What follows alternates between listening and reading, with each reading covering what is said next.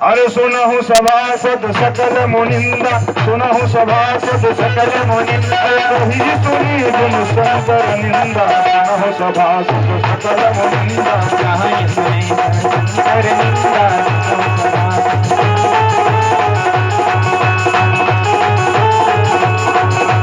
सोफल तुरत लहब सब काहू, सोफल तुरत लहब सब काहू,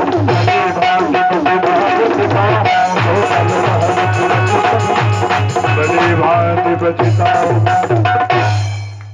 यहाँ पर आए हुए समस्त सभासदों कान खोलकर सुन लो। समस्त देवताओं, ऋषि मुनि महात्माओं, जितने भी लोग आए हो कान खोलकर सुन लो।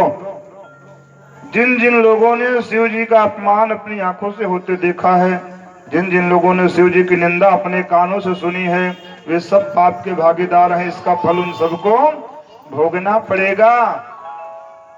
सो फल लहब तुरंत सब काहू, और इसका फल तुरंत मिलेगा, अभी मिलेगा।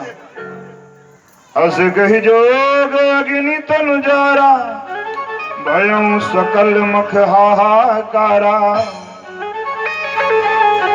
और मेरा जो पिता दक्ष है ना, जिसकी मैं पुत्री हूं, मुझे धिक्कार है ऐसे बाप की मैं बेटी हूं, जिसने मेरे पति का इतना बड़ा अपमान किया। ऐसा कहते हुए सती महारानी योगाग्नि से अपने शरीर को जलाकर भस्म कर दी। सती महारानी भस्मीभूत हो गई। शिव जी के गण क्रोधित हुए। भयं सकल मख हाहाकारा। शिव जी के गण यज्ञ विध्वंस करने में लग गए, क्रोधित होकर यज्ञ को विध्वंस करने लगे। कहते हैं भृगु महाराज आकर यज्ञ की रक्षा किए। दूत दौड़े दौड़े गए शिव जी के पास, सारा वृत्तांत कहकर सुना। महादेव जी क्रोधित हुए। समाचार सब शंकर पाए, वीरभद्र करि गोप पठाए। वीरभद्र को भेज दिया। वीरभद्र ने आज आकर सारे यज्ञ को विध्वंस कर दिया। दक्ष का सिर जो है धड़ से अलग कर दिया, दक्ष का सिर काट दिया, भृगु की दाढ़ी उखाड़ ली। खूब मुनि महात्माओं को दौड़ा दौड़ा कर पटक पटक कर मारा वीरभद्र ने।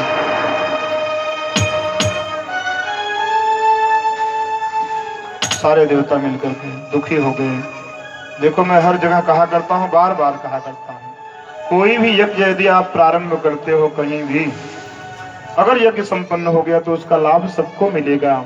लेकिन अगर यज्ञ संपन्न नहीं हुआ, यज्ञ में विघ्न बाधा आ गई, तो उसका दुष्परिणाम सबको, एक व्यक्ति को नहीं सबको भोगना पड़ेगा। उसको सफल बनाना सबका कर्तव्य है। कोई भी धार्मिक यज्ञ कार्य प्रारंभ हो तो सफल बनाना सबका काम है। क्यों कर दिया गया, हाहाकार मच गया। सारे देवता घबराए, महादेव की आराधना करने लगे। महादेव जी प्रसन्न हुए। शिव पुराण में ऐसा वर्णन है कि महादेव जी आए, बकरे का सर जो है ला करके दक्ष के सर के साथ, धड़ के साथ जोड़ा गया और दक्ष को जीवन दान दिया गया। बोलिए सच्चिदानंद भगवान की जय। सती मरत हरि और सन बरु मांगा, और जन्म जन्म शिव पद अनुरागा। मरने से पहले सती महारानी ने विनती की थी, हे परमात्मा, मेरा जहां भी जन्म हो शिव जी के चरणों में मेरी भक्ति बनी रहे। महादेव के चरणों की भक्ति से मुझे दूर न करें। परिणाम क्या निकला, तहि कारण हिमगिर गृह जाए, और जन्मी पार्वती तनु पाई। सती महारानी ने विनती की थी, जहां भी जन्म मिले शिव जी के चरणों में प्रेम बना रहे। परिणाम क्या निकला, वही सती महारानी हिमांचल की बेटी बनकर आ गई, पार्वती बनकर आ गई। बोलिए पार्वती मैया की जय। आज माता जी के दरबार में माता जी का जन्मोत्सव धूमधाम से मनाया जा रहा है। बड़े सौभाग्य की बात है कि बगल में ही माता जी विराजमान है, और माता जी के दरबार में आज माता जी का जन्मोत्सव मनाया जा रहा है। कैसे मनाया जा रहा है, आप लोग भी नाच गा लो माता जी के जन्मोत्सव में। मिलकर धूम मचा लो, रे मिलकर धूम मचा लो। मेरी मैया के, मेरी मैया के, मेरी मैया के जन्म दिवस पर सारे नाच लो गा लो। मेरी मैया के सारे नाच लो गा लो।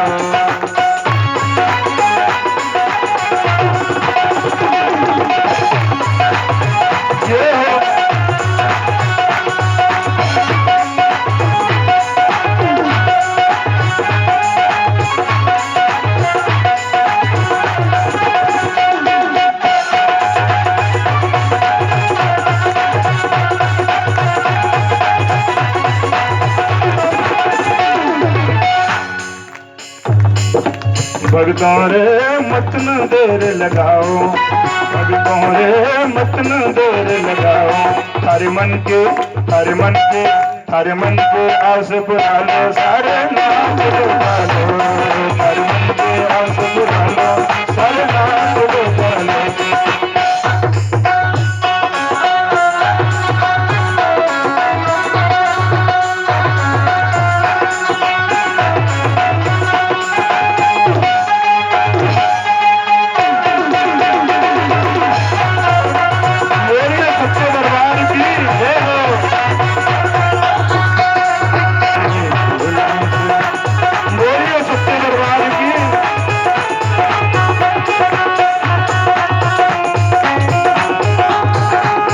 कौतुक ही गिरदेह सिधाए। अब देखो माता जी का जन्मोत्सव धूमधाम से मनाया जा रहा है। हिमांचल और मैना बड़े प्रसन्न है, रोज नया उत्सव हो रहा है।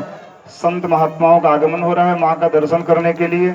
एक से एक मुनि महात्मा आ रहे हैं। अचानक एक दिन देवर्षि नारद का आगमन हुआ। पद पखार पर आसन दीन्हा, अब कह मुनि बेहसी गूढ़ मृदु बानी। शैल राज बड़े आदर कीन्हा, पद पखार पर आसन दीन्हा। जैसे ही नारद का आगमन हुआ, हिमांचल और मैना बड़े प्रसन्न हुए। सबसे पहले थारी भर पानी लेकर आए और बड़े प्रेम से जो है उनका पैर धोए। पैर धोकर पूरे घर में छिड़क कर घर को पवित्र किया। हाथ जोड़कर खड़े हो गए, आप जैसे महात्मा का दर्शन हुआ, आज मेरा घर पवित्र हो गया। कहते हैं जिस घर में संत महात्मा अतिथि नहीं आते हैं वो घर शमशान का, भूत का डेरा, शमशान है, घर नहीं है।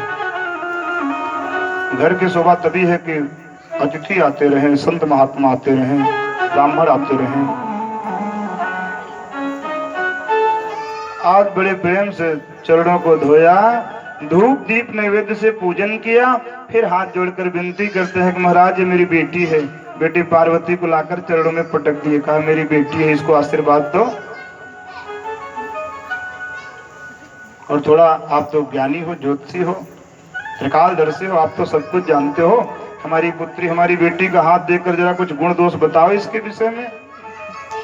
माताओं को बड़ी चिंता होती है बेटियों की। देखो महाराज अच्छे घर में जाएगी कि नहीं, घर भर अच्छा मिलेगा कि नहीं। पहला प्रश्न घर भर अच्छा होना चाहिए। घर ऐसा हो जहां नौकर चाकर हो, बेटी को हमारे कुछ काम न करना पड़े। गूढ़ मृदुबानी सुता तुम्हारी सकल गुण खानी। पार्वती जी जैसे ही प्रणाम करने सामने आई, नारद जी सब समझ गए कि ये कौन है। ये कन्या कोई साधारण कन्या नहीं है। बड़ी मीठी भाषा, मृदु भाषा में बोले, हिमांचल ये जो तुम्हारी बेटी है ना, सकल गुणों की खान है। क्या है? सकल गुणों की खान है। इसका मतलब हुआ कि बेटी बड़ी गुणवती है। लेकिन इसमें गुण क्या है? क्या गुण है? गुण यह है कि यह आदि शक्ति है, प्रकृति है, यह आदि शक्ति है। शंकर जी ईश्वर हैं और यह प्रकृति है। आगे कहते हैं सुंदर सहज सुशील सयानी। कैसी आपकी बेटी है? पहले तो कह दिया सकल गुण खानी, सकल गुणों की खान है। फिर आगे क्या कहते हैं? सुंदर सहज सुशील सयानी, नाम उमा अंबिका भवानी।